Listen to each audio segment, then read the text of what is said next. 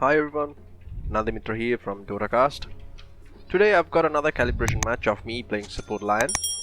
In this video I would like to focus on how you should sometimes be a selfless support. To begin with, we are against the Techies and Slada in this lane. Blast Off plus Slithering Crush is a hard combo to get away, especially during the early game. And Drow Ranger is a very fragile hero and has no natural escape mechanism, with the exception of Cast. I make a decision to buy a headdress first, skipping my boots or any other item for myself. And there were two reasons why I bought this item. The first reason was that it could help the Drow with some regen, if in case the Dire attempted to go on her with their combo. Even a +2 regen increase could be beneficial if that means she is able to pop assault and get away from the gank. The second reason is behind creep equilibrium. It was very risky for me to go pull the creeps in this match, as I could have run into mines or worse, could get ganked easily by the Slada and the Techies combo. If the lane was pushed too much into our tower, which I was expecting them to do, the headdress would give our creeps a slight advantage in terms of health regen and stats, which would automatically cause the wave to push out. But as soon as I realized the wave is pushing out too far, I quickly backpack it to negate the headdress aura from affecting the lane creeps.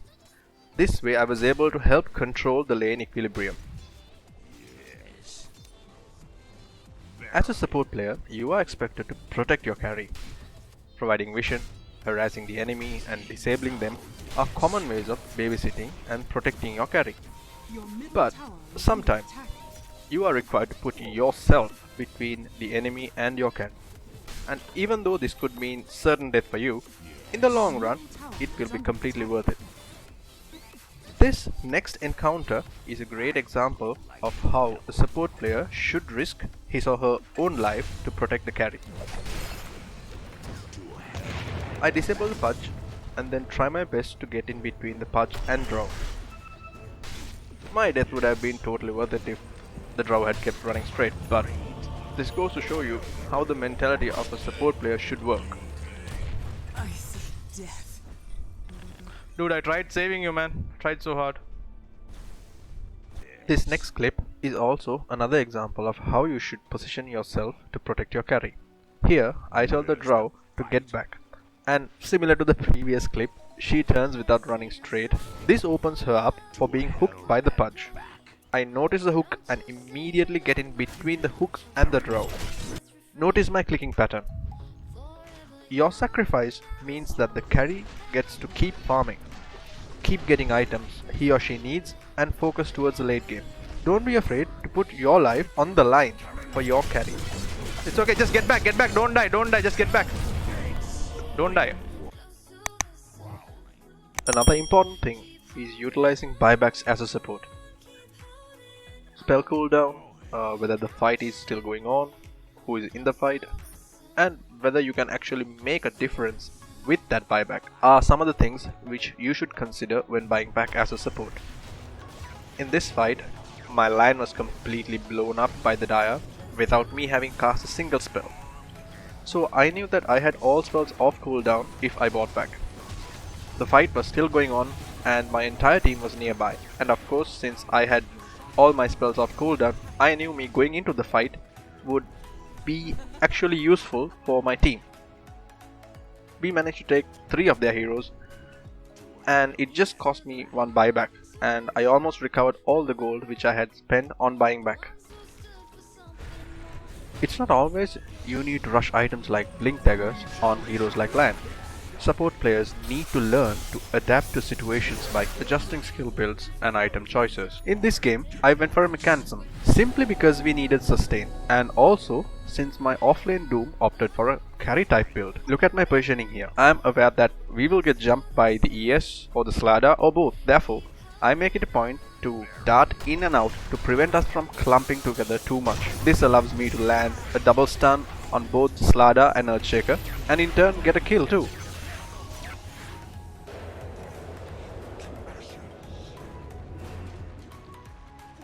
As a support player, you need to ask yourself, what does my team need?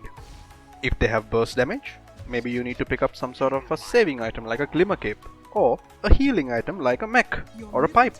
If your team needs to push, maybe get a Vladmir's offering. If the enemy has right click heroes, maybe get a 4-staff and kite them. And the list goes on. Each match is different.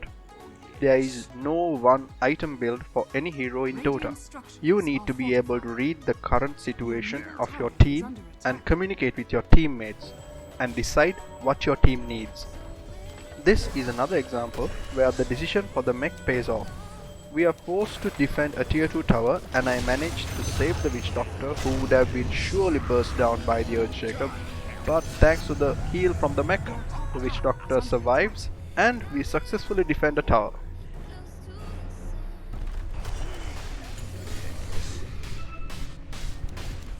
Just like before, I run in, pop the mech, and Doom is able to walk off from the fight. He's also able to come back to the fight, cast Doom on the TV, which basically allows us to turn the fight around. Also, the Necronomicon I purchased is giving me true sight to detect the techie's mind. The Drow Aura buffs the Necronomicon Archer, who is able to clear waves of incoming creeps with ease. The enemy's middle tower has fallen.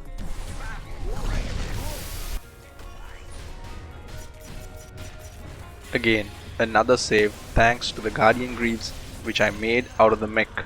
That early headdress I purchased has come a long way. The enemy's middle tower has fallen. That's it for this game, guys. I hope this video was enjoyable and informative for support players in the ancient bracket and below. This goes to show you how crucial your item choices and decision making affects your matches, and especially if you're playing a support hero, it's not all about a blink dagger and an Aghanim scepter.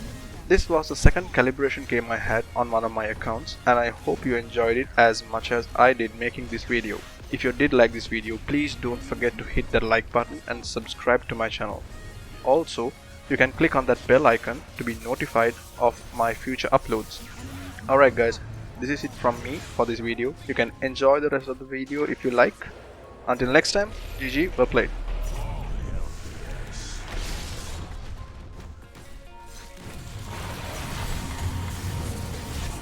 Well played.